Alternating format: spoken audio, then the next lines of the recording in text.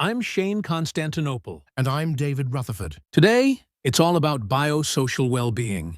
We're going to be looking at excerpts from a biosocial medicine textbook and some academic articles. And honestly, this stuff is more relevant than ever. It really is, because, well, you know how we're always hearing about those healthy lifestyle choices, like eating right and exercising. Yeah, all the time. Well, it turns out it's really true. Those everyday choices have a massive impact. In fact, almost half of preventable deaths are linked to stuff like what we eat, whether we smoke or not. You know, that kind of thing. Wow, almost half. That's a huge number. It is. So we're going to unpack all of that. We're going to look at how biology, psychology, and sociology, all these things, all come together to affect our well-being. Both as individuals and as a society, right? So where do we even begin with something as big as well-being? Well, it's not just, feeling happy, go lucky all the time, although that's definitely a part of it.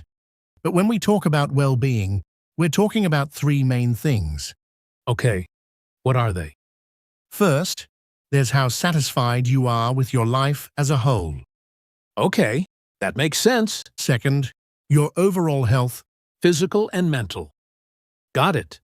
And then finally, how actively you're engaging with the world around you.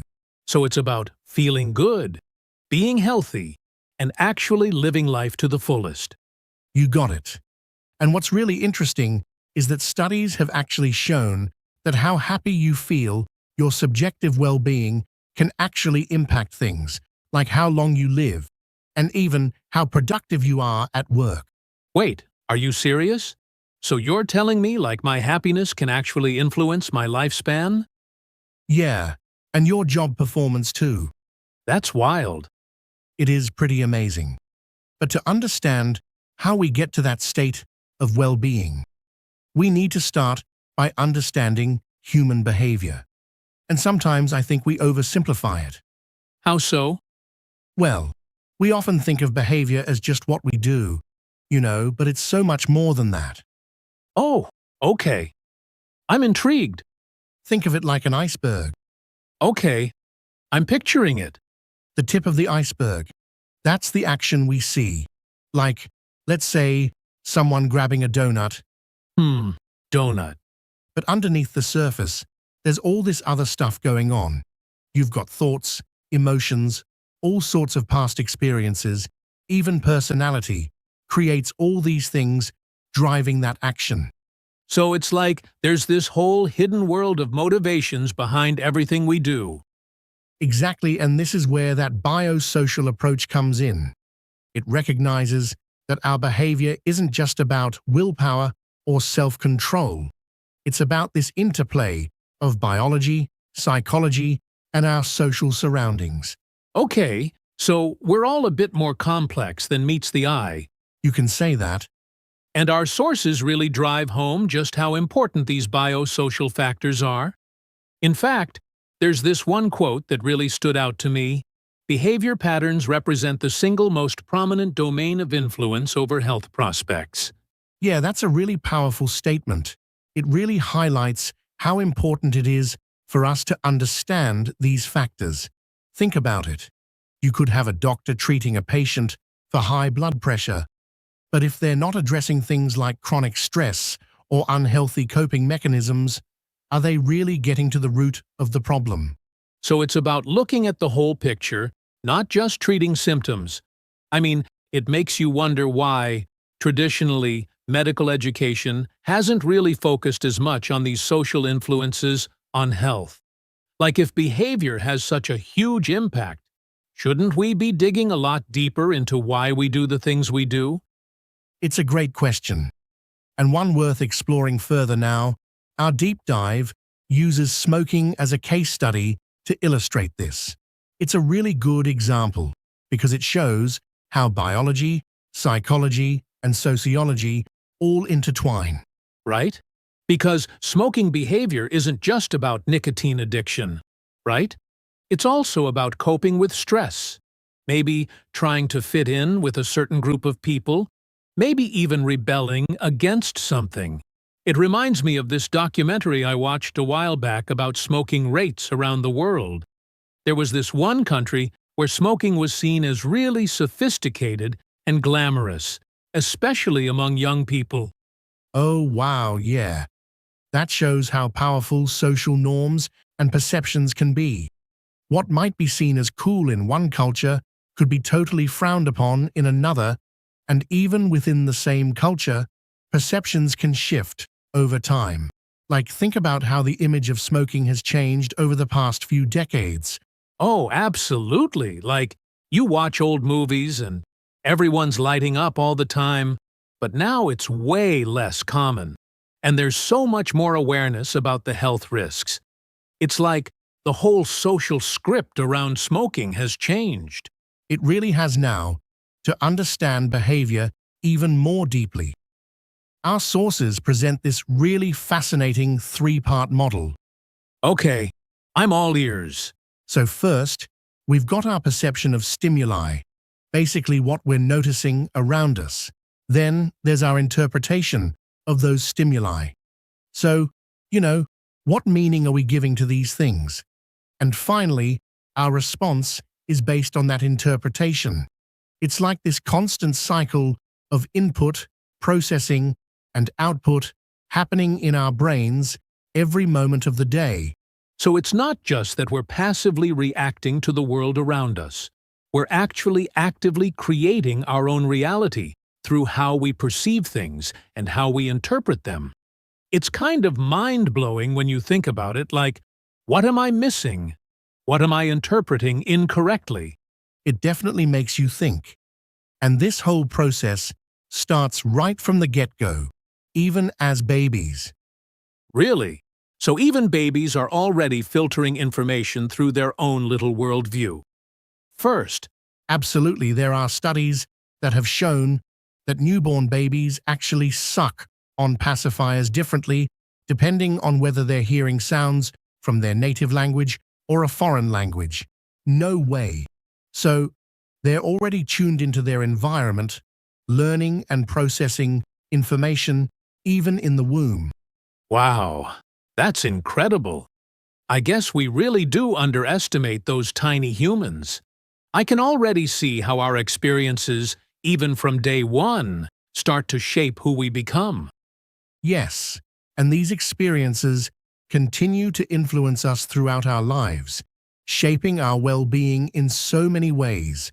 We're talking about things like social inequalities, cultural backgrounds, our personalities, how we think, how we handle stress. It's all interconnected. It's like this giant web where each thread plays a part in shaping the overall pattern of our lives.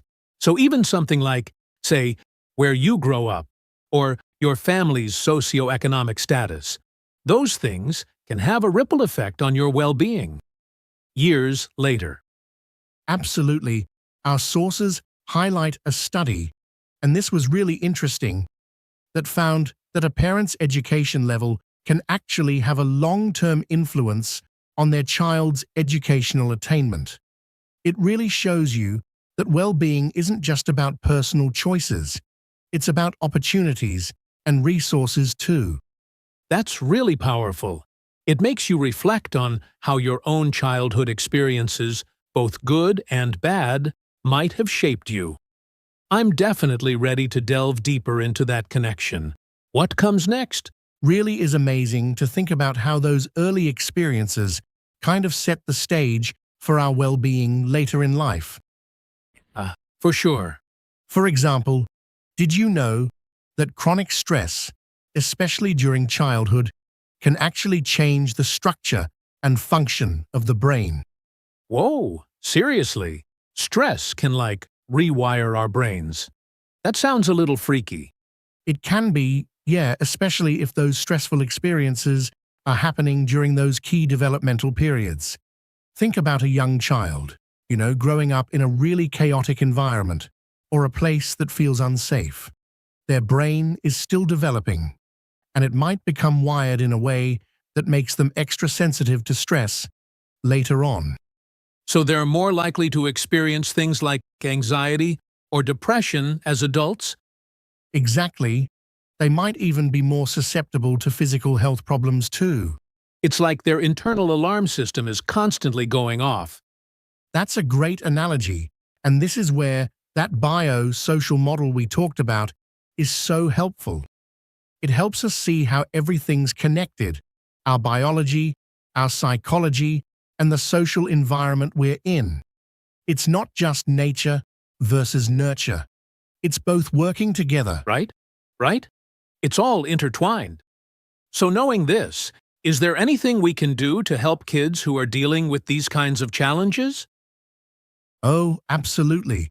Early intervention is key. Our sources talk about how valuable those programs are that offer support and resources to families facing adversity. Things like having access to good quality childcare, safe and affordable housing, and even mental health services. It sounds like creating a sort of safety net for those families could make a world of difference. Exactly. And it's not just about taking care of those basic needs. It's also about fostering environments where kids can really thrive. Imagine a kid who has access to enriching programs after school, safe places to play, positive role models in their community. That kind of environment can have a huge impact on how they develop. So it's about giving them the tools to build resilience and develop healthy ways to cope with stress. So instead of reaching for that bag of chips when they're feeling overwhelmed, maybe they're more likely to go for a walk or talk to a friend. Yes, exactly.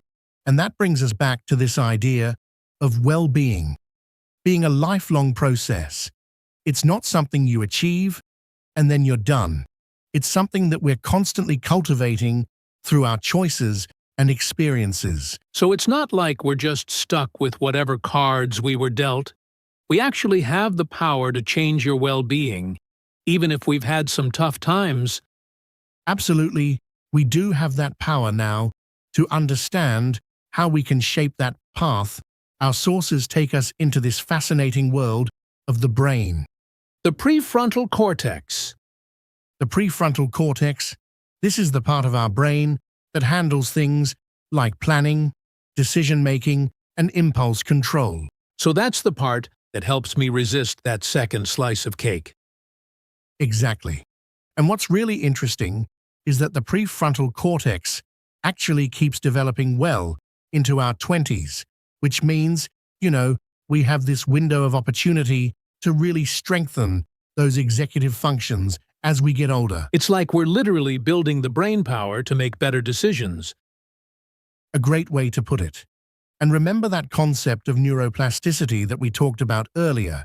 The brain's ability to change and adapt throughout life. Yeah, well, that applies to the prefrontal cortex too.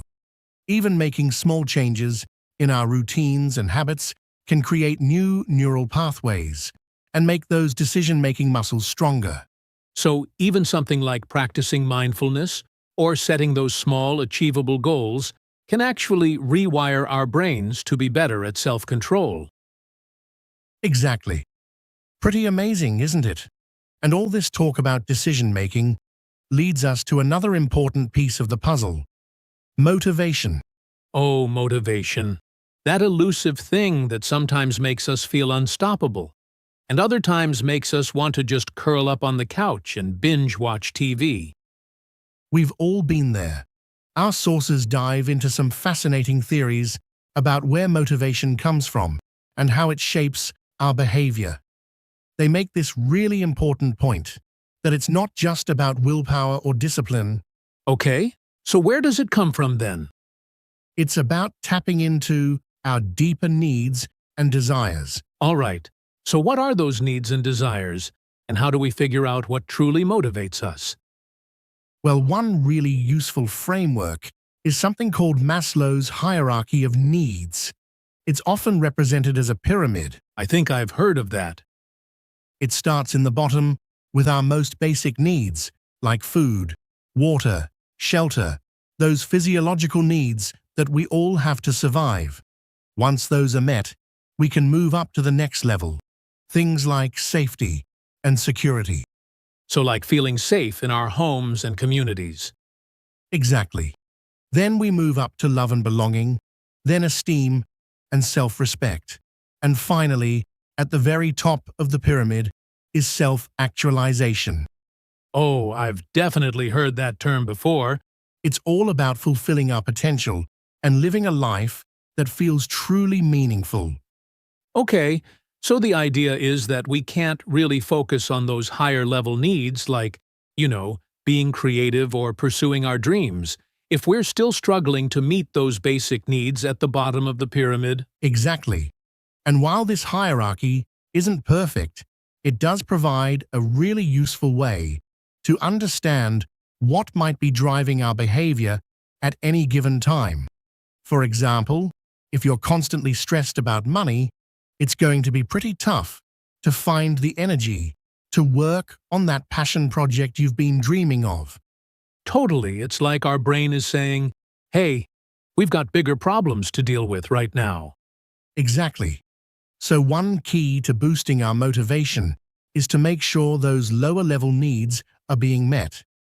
Creating stability and security in our lives can free up a lot of mental and emotional energy, so we can actually pursue those higher-level aspirations. It makes me think about those people who seem to just effortlessly achieve their goals. Maybe it's not all about willpower. Maybe it's because they've already got that solid foundation of basic needs taken care of, which allows them to focus on those bigger dreams. That's an interesting thought. Our sources also point out that motivation isn't always about seeking pleasure and avoiding pain. Oh, interesting. Sometimes it's about aligning our actions with our values. So even if something is hard or uncomfortable, we're more likely to do it if it feels meaningful or like it aligns with our sense of purpose, right? Exactly. Think about someone who volunteers their time to help others. That often means sacrificing their free time, maybe even their comfort, right? But they're driven by something deeper, something beyond personal gain. It's like their actions are fueled by this sense of purpose, like they're connected to something bigger than themselves. You got it. And tapping into those sources of motivation can be incredibly powerful. Yeah, I can see that. It can help us overcome obstacles, stay committed to our goals, and ultimately live a life that feels more fulfilling. Okay, so let's say we've got those basic needs met. Our actions are lining up with our values, and we're feeling ready to take action. What's next on this journey of understanding ourselves and our well-being? We've been talking a lot about those individual things that affect well-being, but it seems like our social connections play a pretty big role, too. I mean, humans are social creatures, right? We're kind of hardwired to connect with other people. That's such an important point. And it's something our sources really emphasize. They talk about the power of social support, having those people you can turn to when you need a shoulder to cry on, or some practical help, or even just a good laugh. Oh yeah, for sure. I remember going through a really tough time a few years back and just having my friends and family there to listen and offer encouragement makes such a difference. Just knowing I wasn't alone. It really does. And those strong social bonds can actually act as a buffer against stress. They make us more resilient, more optimistic, and better able to face those challenges that life throws our way. It's like having a safety net to catch you when you fall. And it's not just about receiving support either. Giving back is important too. Doing things for others like acts of kindness or volunteering our time, it doesn't just benefit other people. It actually boosts our own well-being too. Yeah, it's like that old saying, it's better to give than to receive. But what about people who don't have those strong social connections? What kind of impact does that have on their well-being? Well, unfortunately, social isolation and loneliness can have some pretty serious consequences for both our mental and physical health. There's research that shows that people who are socially isolated are at a higher risk for things like depression, anxiety, even heart disease, and dementia. Wow, that's kind of scary. It seems like nurturing our social connections should be just as important as eating healthy or exercising. I agree. And just like we might schedule time for a workout, we should also be intentional about scheduling time for social interaction. Yeah, that makes sense. So that can mean like calling a friend or going out to lunch with a colleague, or even just joining a club or group that you're interested in. Exactly, even something as simple as striking up a conversation with a barista at your coffee shop can make a difference. It's like, Those little moments of human connection can add up and create a more positive and supportive environment for everybody. I think so. And it actually brings up a really interesting point about how we design our communities and public spaces. Oh yeah, how? So, Well, could we be doing more to actually encourage those connections and combat social isolation? Think about it. yeah, that's a good question. And I guess it leads to a bigger conversation about creating environments that actually promote well-being. Exactly. And our sources suggest that well-being isn't just about what individuals do, it's also about the spaces we live in, the policies we create, and the cultural norms that we embrace as a society. So it's not just about me taking care of myself, it's about creating a society that supports well-being for everyone. Exactly. Imagine a community with lots of green space and safe neighborhoods and affordable housing and access to quality healthcare and education. All of those things would contribute to a greater sense of well-being for the people living there. It sounds like we need a more holistic approach that considers both individual and systemic factors. I agree, and that requires everyone to work together. Policymakers, healthcare professionals, educators, community leaders, and everyday citizens all coming together to create a society that puts well-being front and center. It's a big goal, but it feels like a really important one. It is, and the more we understand about biosocial well-being, this complex dance between biology, psychology, and social factors, the better equipped we'll be to create that kind of society. Well, this has been an incredible deep dive, so many fascinating insights, from the power of subjective well-being to the importance of social connection and creating supportive environments. It feels like we've only just scratched the surface. That's what makes this topic so exciting. There's always more to explore, more to learn, and more to discover about ourselves and how we can thrive. So as we wrap things up, is there one key takeaway you'd like our listeners to walk away with? I think the most important thing to remember is that well-being is not a destination.